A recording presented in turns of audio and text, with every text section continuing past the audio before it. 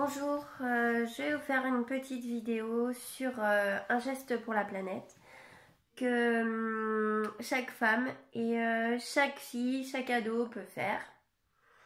Voilà, donc aujourd'hui j'ai envie de parler des shampoings du commerce par rapport tout d'abord à la destruction de la planète due au plastique qui se retrouve dans les océans, et on sait très bien que un septième continent apparaît dans la mer en raison de tout le plastique qui s'y retrouve. Et dans ce plastique, il peut évidemment y avoir des bouteilles de shampoing.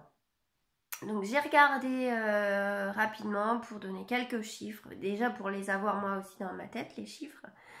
Donc en gros, 174 millions de shampoings seraient vendus chaque année en France. Le marché français serait de 505 millions d'euros, là, selon des chiffres de 2010. La France, le deuxième marché européen. À cela, il faudrait rajouter les soins capillaires avec des chiffres de 2007 qui représenteraient 650 millions d'euros hors coloration. Et donc l'ensemble du marché capillaire qui serait estimé à 1,9 milliard d'euros, soit 30% du marché de l'hygiène et de la beauté. Alors, qu'est-ce qui m'a conduit à vouloir changer de pratique par rapport au shampoing? Alors déjà tout d'abord, en fait moi j'avais plutôt tendance à être allergique même au shampoing que je pouvais avoir, que je pouvais acheter chez le coiffeur.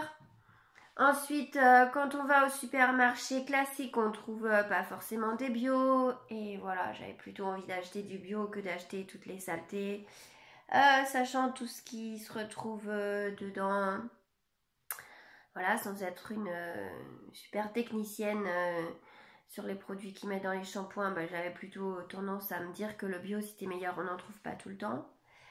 Et puis je suis tombée en fait sur un article qui disait que nos grands-mères se lavaient les cheveux avec un œuf. Et donc cet article disait que jusqu'en 1934, le shampoing aux œufs était le seul connu. On utilisait le jaune d'œuf pour les cheveux secs et le jaune et le blanc pour les cheveux à tendance grasse.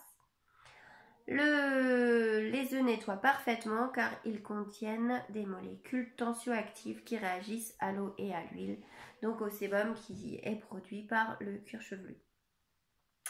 Les œufs ne donnent aucune allergie et ne polluent pas, donc c'est autant de bouteilles de plastique qui contiennent les shampoings qui ne se retrouvent pas dans les déchetteries, dans les centres d'enfouissement ou dans nos océans. Alors moi donc j'ai commencé il y a bientôt 3 semaines. J'utilise un œuf, je mouille mes cheveux comme c'est recommandé. J'utilise un œuf, le jaune et le blanc.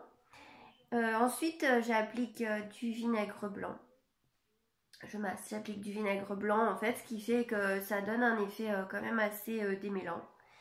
Et ensuite on a les cheveux très doux, et après il faut bien rincer à l'eau claire, froide ou tiède pour pas que ça cuise l'œuf.